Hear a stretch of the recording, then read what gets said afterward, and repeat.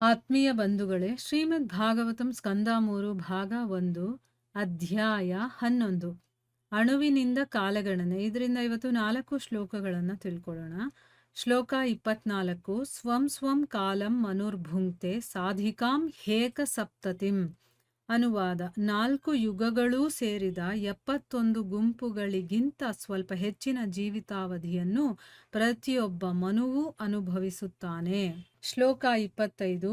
ಮನ್ವಂತರೇಷು ಮನವಸ್ತದ್ವಂಶ್ಯ ಋಷಯಃ ಸುರಾಃ ಭವಂತಿ ಚೈವ ಯುಗಪತ್ಸುರೇಷಾಶ್ಚಾನು ಯೇ ಚತಾನ್. ಅನುವಾದ: ಪ್ರತಿಯೊಬ್ಬ ಮನುವಿನ ಅಂತ್ಯದ ನಂತರ ಕ್ರಮವಾಗಿ ಮತ್ತೊಬ್ಬ ಮನುವು ತನ್ನ ವಂಶಜರೊಂದಿಗೆ ಬರುತ್ತಾನೆ. ಆತ ಬೇರೆ ಬೇರೆ ಗ್ರಹಗಳ ಮೇಲೆ ತನ್ನ ಅಧಿಪತ್ಯ ಸ್ಥಾಪಿಸುತ್ತಾನೆ.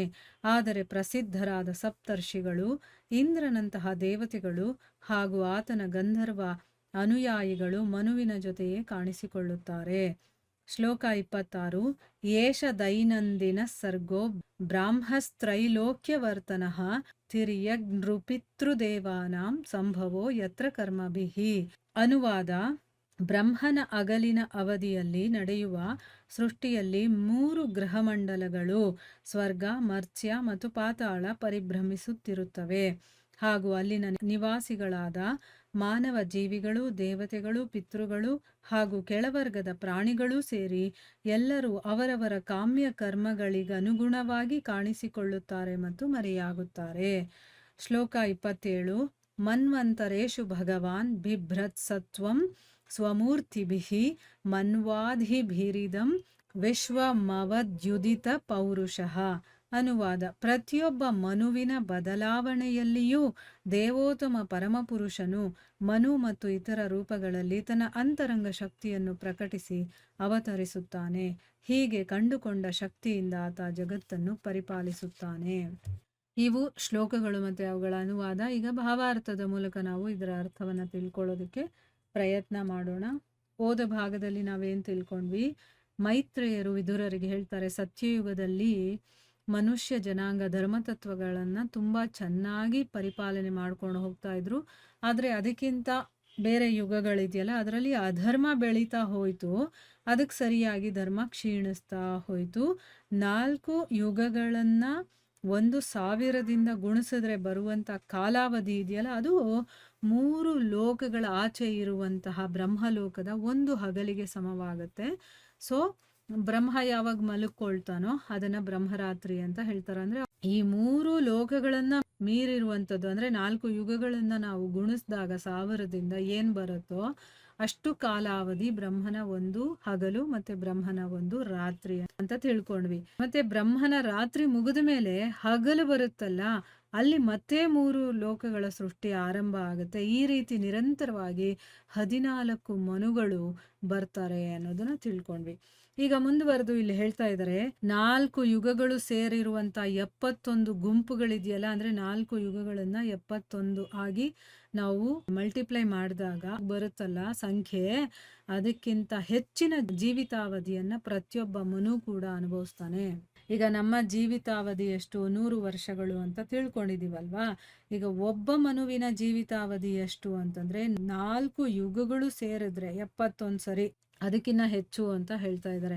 ಭಾವಾರ್ಥದಲ್ಲಿ ಗುರುಗಳು ಇದರ ಬಗ್ಗೆ ಏನು ಹೇಳಿದ್ದಾರೆ ಅಂತ ತಿಳ್ಕೊಳ್ಳೋಣ. ಪ್ರತಿಯೊಬ್ಬ ಮನುವಿನ ಜೀವಿತಾವಧಿಯು ವಿಷ್ಣು ಪುರಾಣದಲ್ಲಿ ವರ್ಣಿಸಿರುವಂತೆ 4 ಯುಗಗಳ 71 ಗುಂಪುಗಳನ್ನು ಒಳಗೊಂಡಿರುತ್ತದೆ. ಒಬ್ಬ ಮನುಷ್ಯನ ಆಯುಷ್ಯವು ದೇವತೆಗಳ ಲೆಕ್ಕಾಚಾರದಂತೆ 8,52,000 ವರ್ಷಗಳು, ಅಥವಾ ಮಾನವ ಜೀವಿಯ ಲೆಕ್ಕಾಚಾರದಂತೆ 30,67,20,000 ವರ್ಷಗಳು. ನೋಡಿ, ಇಲ್ಲಿ ಒಬ್ಬ ಮನುವಿನ ಜೀವಿತಾವಧಿ ಎಷ್ಟು ದೀರ್ಘವಾಗಿದೆ ಅನ್ನೋದನ್ನ ನಾವಿಲ್ಲಿ ಗಮನಿಸ್ಬೋದು. ವಿಷ್ಣು ಪುರಾಣದಲ್ಲಿ ಏನು ಹೇಳಿದ್ದಾರೆ? 4 ಯುಗಗಳನ್ನ 71 ಗುಂಪುಗಳಾಗಿ ಮಾಡಿದ್ರೆ, ಅಂದ್ರೆ ಏನು, ಇಂಟು ಮಾಡಿದಾಗ ಏನ್ ಬರುತ್ತೋ ಅದನ್ನ ದೇವತೆಗಳ ಲೆಕ್ಕಾಚಾರದಲ್ಲಿ ತಗೊಂಡಾಗ 8,52,000 ವರ್ಷ ಬರುತ್ತೆ. ಅದೇ ನಮ್ಮ ಒಂದು ಲೆಕ್ಕಾಚಾರದಲ್ಲಿ ತಗೊಂಡಾಗ 30,67,20,000 ವರ್ಷಗಳು ಅಂತ ಬರುತ್ತೆ. ಆಮೇಲೆ ಮುಂದಿನ ಶ್ಲೋಕದಲ್ಲಿ ಹೇಳ್ತಾ ಇದ್ದಾರೆ, ಪ್ರತಿಯೊಬ್ಬ ಮನುವಿನ ಅಂತ್ಯ ಆಗುತ್ತಲ್ಲ, ಅದಾದ್ಮೇಲೆ ಇನ್ನೊಬ್ಬ ಮನು ಬರ್ತಾನೆ. ಅದೇ ರೀತಿ ಒಬ್ರಾದ್ಮೇಲೆ ಬರ್ತಾ ಇರ್ತಾರೆ. ಬೇರೆ ಬೇರೆ ಗ್ರಹಗಳ ಮೇಲೆ ತನ್ನ ಅಧಿಪತ್ಯವನ್ನ ಸ್ಥಾಪಿಸ್ತಾರೆ. ಒಂದೇ ಗ್ರಹಕ್ಕೆ ಬರೋದಿಲ್ಲ ಅವರು, ಎಲ್ಲ ಗ್ರಹಗಳಲ್ಲೂ ಒಬ್ಬೊಬ್ಬ ಮನು ಅನ್ನೋನು ಇರ್ತಾನೆ. ಆದ್ರೆ ಪ್ರಸಿದ್ಧರಾಗಿರುವಂಥ ಸಪ್ತ ಋಷಿಗಳಿದಾರಲ್ಲ, 7 ಋಷಿಗಳು ಅಂತ, ಅವರು ಮತ್ತೆ ಇಂದ್ರನಂತಹ ದೇವತೆಗಳು, ಅಂದ್ರೆ ಅವನ ಒಂದು ಸರಿಸಮಾನವಾಗಿರುವಂಥ ದೇವತೆಗಳಾಗಿರಬಹುದು, ಅಥವಾ ಅವನ ಗಂಧರ್ವ ಅನುಯಾಯಿಗಳು, ಅಂದ್ರೆ ಇಂದ್ರನ ಜೊತೆ ದೇವತೆಗಳ ಜೊತೆ ಗಂಧರ್ವರು ಇರ್ತಾರಲ್ಲ, ಆ ರೀತಿ ಅವರೆಲ್ಲರೂ ಕೂಡ ಮನುವಿನ ಜೊತೆನೇ ಕಾಣಿಸ್ಕೊಳ್ತಾರೆ. ಯಾಕಂದ್ರೆ ಅವನಷ್ಟೇ ಶಕ್ತಿಶಾಲಿಗಳು ಇವರು, ಆಯ್ತಾ. ಮನು ಒಬ್ನೇ ಬರೋದಿಲ್ಲ, ಮನುವಿನ ಜೊತೆ ಸಪ್ತ ಋಷಿಗಳು, ಇಂದ್ರನಂತಹ ದೇವತೆಗಳು, ಗಂಧರ್ವರು ಕೂಡ ಅವನ ಜೊತೆ ಕಾಣಿಸ್ಕೊಳ್ತಾರೆ ಅಂತನ್ಬಿಟ್ಟು ಇಲ್ಲಿ ಹೇಳಿದ್ದಾರೆ. ಭಾವಾರ್ಥದಲ್ಲಿ ಗುರುಗಳೇನು ಹೇಳಿದ್ದಾರೆ ಅಂತಂದ್ರೆ, ಬ್ರಹ್ಮನ ಒಂದು ಹಗಲಲ್ಲಿ 14 ಜನ ಮನುಗಳಿರ್ತಾರೆ, ಮತ್ತು ಅವರಲ್ಲಿ ಪ್ರತಿಯೊಬ್ಬರಿಗೂ ಕೂಡ ಬೇರೆ ಬೇರೆನೆ ವಂಶಜರಿರ್ತಾರೆ. ಒಬ್ಬೊಬ್ಬ ಮನುಗೆ ಒಬ್ಬೊಬ್ಬ ವಂಶಜರಿರ್ತಾರೆ ಅಂತನ್ಬಿಟ್ಟು ಇಲ್ಲಿ ಹೇಳ್ತಾ ಇರೋದು. ಇನ್ನು ಮುಂದಿನ ಶ್ಲೋಕದಲ್ಲಿ ಏನು ಹೇಳಿದ್ದಾರೆ ಅಂತಂದ್ರೆ, ಬ್ರಹ್ಮನ ಹಗಲಿನ ಅವಧಿಯಲ್ಲಿ ನಡೆಯುವಂತಹ ಸೃಷ್ಟಿಯಲ್ಲಿ 3 ಗ್ರಹಮಂಡಲಗಳು, ಯಾವುದು? ಸ್ವರ್ಗ, ಮರ್ತ್ಯ ಮತ್ತೆ ಪಾತಾಳ, ಇದು ಪರಿಭ್ರಮಿಸ್ತಾ ಇರತ್ತೆ. ಮತ್ತು ಅಲ್ಲಿನ ನಿವಾಸಿಗಳು ಯಾರು? ಮನುಷ್ಯರು, ದೇವತೆಗಳು, ಪಿತೃಗಳು, ಇನ್ನು ಕೆಳವರ್ಗದ ಪ್ರಾಣಿಗಳು, ಅವರೆಲ್ಲರೂ ಸೇರಿ ಅವರವರ ಕಾಮ್ಯಕರ್ಮಗಳಿಗೆ ಅನುಗುಣವಾಗಿ ಅವರು ಕಾಣಿಸ್ಕೊಳ್ತಾರೆ ಮತ್ತೆ ಮರೆಯಾಗ್ತಾರೆ. ಈಗ ಬ್ರಹ್ಮನ ಹಗಲಿನಲ್ಲಿ ಈ ಬ್ರಹ್ಮಾಂಡ ಗ್ರಹಮಂಡಲಗಳು ಏನಿದೆಯೋ ಆ 3 ಲೋಕಗಳು ಸೃಷ್ಟಿಯಾಗತ್ತೆ, ಸ್ವರ್ಗ, ಪಾತಾಳ ಮತ್ತೆ ಭೂಲೋಕ ಅಂತಂದ್ಬಿಟ್ಟು. ಅದರಲ್ಲಿ ಮನುಷ್ಯರು ಇರ್ತಾರೆ, ಲೋಕಗಳಲ್ಲಿ ದೇವತೆಗಳಿರ್ತಾರೆ, ಪಿತೃಲೋಕದಲ್ಲಿ ಪಿತೃಗಳಿರ್ತಾರೆ, ಮನುಷ್ಯರ ಲೋಕದಲ್ಲಿ ಇನ್ನೂ ಕೆಳವರ್ಗದ ಪ್ರಾಣಿಗಳು, ಅಂದ್ರೆ ಪಾತಾಳ ಲೋಕದಲ್ಲಿ ಇನ್ನೂ ಕೆಳಮಟ್ಟದ ಜೀವಿಗಳಿರ್ತಾರಲ್ವಾ. ಎಲ್ಲರೂ ಕೂಡ ತಮ್ಮ ತಮ್ಮ ಕಾಮ್ಯ ಕರ್ಮಗಳು, ನಮಗೆ ಅಂತ ಏನೇನು ಕೆಲಸಗಳು ಬಂದಿರುತ್ತೋ ನಮ್ಮ ಕರ್ಮದ ಪ್ರತಿಫಲವಾಗಿ ಆ ಕೆಲಸಗಳನ್ನ ಮಾಡ್ತಾ ಮಾಡ್ತಾ ನಾವು ಕಾಣಿಸ್ಕೊಳ್ತೀವಿ ಮತ್ತೆ ಹೋಗ್ತಾ ಇರ್ತೀವಿ. ಆ ರೀತಿ ನಡೀತಾನೇ ಇರುತ್ತೆ. ಇನ್ನು ಮುಂದಿನ ಶ್ಲೋಕದಲ್ಲಿ ಏನು ಹೇಳಿದ್ದಾರೆ, ಪ್ರತಿಯೊಬ್ಬ ಮನುವಿನ ಬದಲಾವಣೆಯಲ್ಲೂ ಕೂಡ ಆ ಭಗವಂತ ಮನು ಮತ್ತೆ ಇನ್ನು ಬೇರೆ ರೂಪಗಳಲ್ಲಿ ತನ್ನ ಅಂತರಂಗ ಶಕ್ತಿಯನ್ನ ಪ್ರಕಟಿಸಿ ಅವತರಿಸ್ತಾನೆ. ಅಂದ್ರೆ ಏನು? ಭಗವಂತನೇ ತನ್ನನ್ನ ತಾನು ತನ್ನ ಅಂತರಂಗ ಶಕ್ತಿಯಿಂದ ಮನುವಾಗಿ ಅಥವಾ ಇನ್ನು ಬೇರೆ ಬೇರೆ ರೂಪಗಳಲ್ಲಿ ಅವನೇ ಪ್ರಕಟಿಸಿ ಅವತಾರ ತಗೊಳ್ತಾನೆ. ಹೀಗೆ ಆ ಶಕ್ತಿ ಇದೆಯಲ್ಲ, ಅದು ಕಾಣಿಸ್ಕೊಳ್ಳುತ್ತಲ್ಲ, ಅದರಿಂದ ಅವನು ಜಗತ್ತನ್ನ ಪಾಲನೆ ಮಾಡ್ತಾನೆ. ಅಂದ್ರೆ ಭಗವಂತನೇ ಸ್ವಯಂ ತನ್ನನ್ನ ತಾನು ವಿಸ್ತರಣೆ ಮಾಡಿಕೊಂಡು ತನ್ನ ಶಕ್ತಿಯ ಮೂಲಕ ಅವನು ಇಲ್ಲಿ ಅವತಾರ ತಗೊಳ್ತಾನೆ.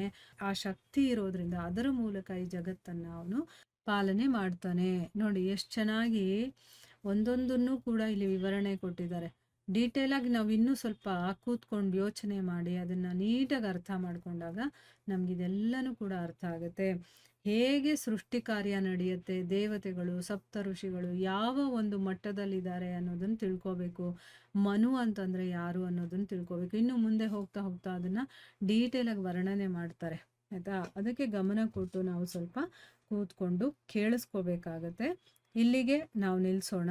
ಹರೇ ಕೃಷ್ಣ.